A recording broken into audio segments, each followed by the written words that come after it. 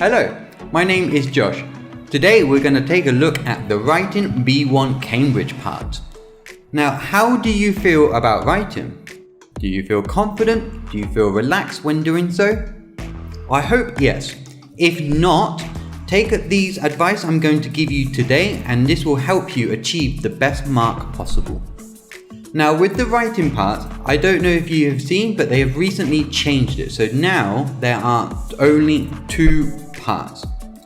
Part 1 is always going to be the same, which is email.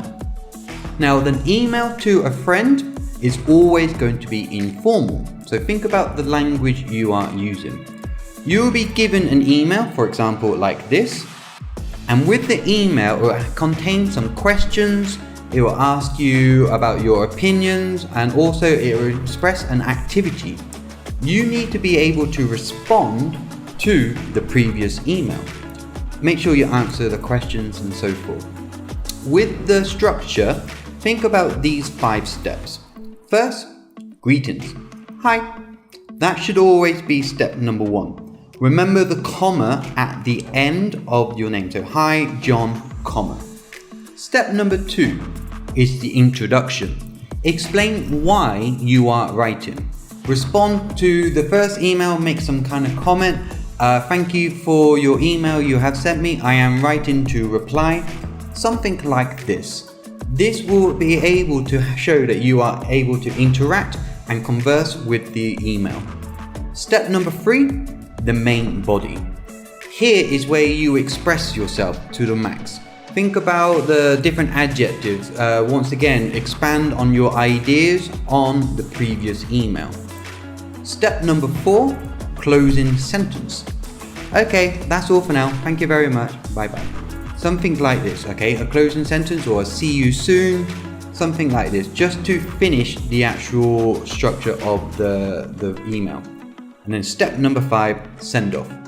Kind regards or Josh. Something like this, just to finish the email.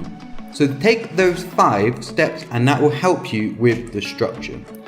Be careful of the word count. Make sure you count your words because you will be scored on that. Remember, informal. Now over to the second part. Now the second part, you have a choice of 2 things. You either have the article or the story. Which one you choose really depends on you and how confident you feel in doing so. They both require very different styles of writing, so make sure you practice to know which one you feel more comfortable with. I'm going to start with the article. Now the first question I want to ask you, where do you normally find articles? That's right, in magazines or on the internet. Think about the type of language you use when you read the article. There's lots of colourful adjectives, lots of ways to explain the things that's going on. So really keep that in mind when writing an article. Once again, structure is important. This time you should only really tend to follow 4 steps. Okay, so you got step number 1, a nice title. Step number 2, introduction. Explain what you're going to write about, what is your general opinion about that thing. Step number 3 is the main body. The main body should be either split into 1 or 2 paragraphs, depending on what you want to say. Here, you need to expand what you have mentioned in the opening paragraphs. And then the final one, step number 4, conclusion. Make sure you have a summary of what your writing is about in the article to sum up all of your ideas. Once again, remember, colourful adjectives will really help you to score those extra marks. And now we're going to head over to the story. Now the story is a very different style of writing and it is slightly more difficult in my opinion. Now when it comes to a story, think about famous books, for example Game of Thrones or Harry Potter. How is it written? Is it just one person going, I went to the shop and it was busy and so I decided to come home? No, that's not a story. A story needs to have many different styles of writing, for example, linking words. Think about time phrases, also direct speech. I went to the shop and the cashier said to me, would you like some change? And I said no. It was very, very cold, and then I decided to go home. Once again, it gives you a lot more interaction with what's happening within the story. You feel more connected to the story. Once again, structure. Think about first, number 1, title. Number 2, introduction.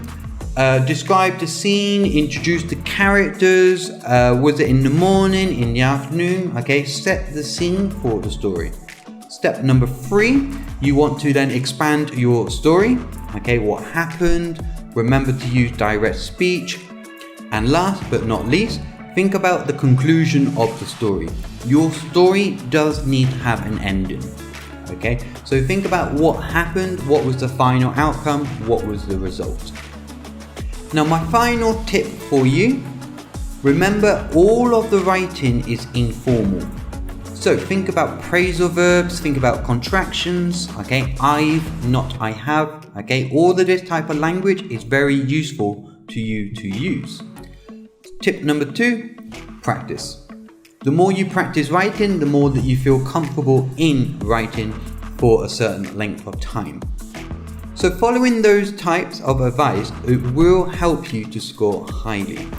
And the last one, linking words. Okay, think about how you can structure and put together these sentences. I am young, my brother is older than me. I am young, however, my brother is older than me. Okay, so think about the linking words that you're able to connect two sentences.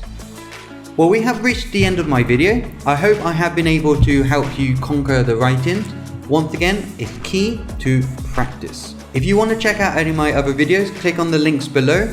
Until next time, I will see you soon. Bye bye now.